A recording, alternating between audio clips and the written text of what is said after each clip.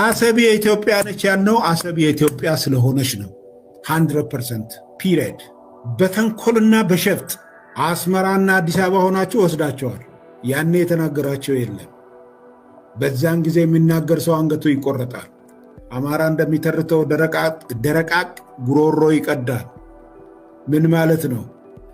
መቼ፣ ለማን፣ የት ልናገር የሚል ነገር ነበር ጄኔሬሽኑ የሚጠብቀው። አሁን ደግሞ የኢትዮጵያን አሰብ የሚያስመልስ ጄኔሬሽን ነው ያለው። ብዙዎች እኮ ነውር ነው ይላሉ። 120 ሚሊዮን ህዝብ መቆለፍ ነውር ነው ይላሉ። ሚሊዮን ፐርሰንት እርግጠኛ ነኝ ኢትዮጵያ ተዘግታ አትኖርም። ማንም ፈለገም አልፈለገም አትኖርም።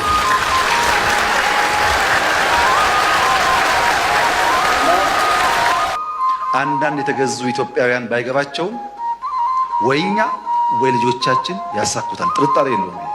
እውነት ስለሆነና ራሽ ሎጂካል ነገር ስለሆነ